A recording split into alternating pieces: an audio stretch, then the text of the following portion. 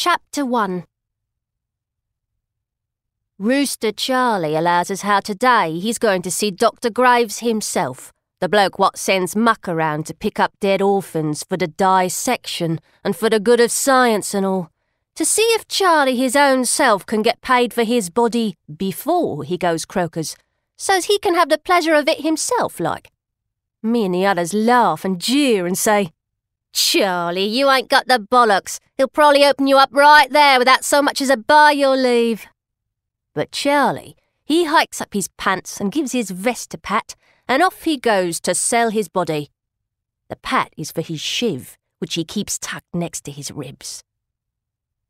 I've been with Charlie and the gang for 4, maybe 5 years since that dark day when me world was changed forever, but I can't be sure.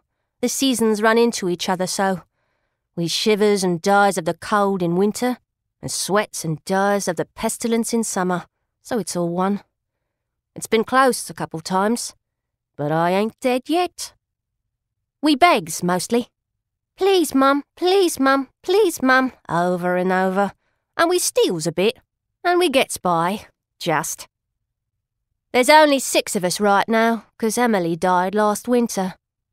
I woke up next to her stiff body in the morning in our kip, and I took a shift, which is too big, but which I wears over me other shift, that giving me 2 things I own, besides me immortal soul. We tried taking poor naked dead Emily down to the river and floating her off with the proper words and all, but she's stiff and hard to move, and Muck caught us at it and stole her away. He gives us a curse for trying to get her away, and for taking her shift too, that which he could have sold to the ragman. Charlie is the leader of our gang, and is called the Rooster, 'cause his last name is Brewster, and him being such a cocky little banty, it seems natural-like. He's small, but he's smart and quick. Charlie's hair is straight and red and hangs to one side like a coxcomb.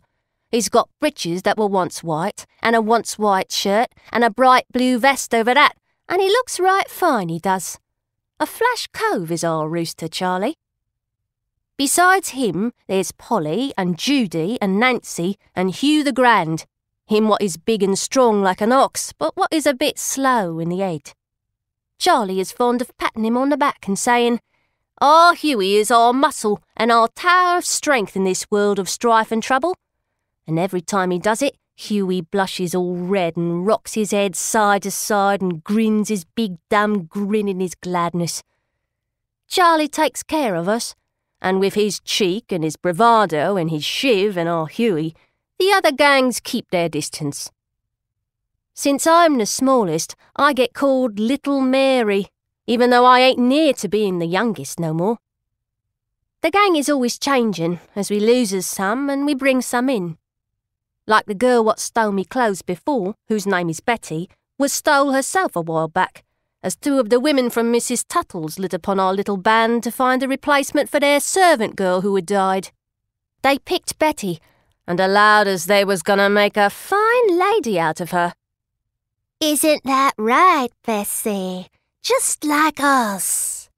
So they takes our Betty off, and Charlie says that he'll give it 2 days and then he'll go and see her, and if she wanted to come back, he'd steal her back. But after the 2 days he goes to see, and nah, she didn't want to come back. She wanted to stay and be a fine lady, and I didn't get me clothes back either, even though they probably would still have fit. "Why ain't all us girls go off to Mrs. Tuttle's to be fine ladies?" says I, thinking maybe there'd be food there and beds and stuff. But then Charlie tells me to shut my silly girly gob, as what do I know about anything in the world? Then he tells us what goes on at Mrs. Tuttle's. But I don't believe him, not for a minute. Disgusting it is. Such a mind you have, Charlie, to be thinking of such. "Mary, bless you, you'll find out soon enough," says Charlie.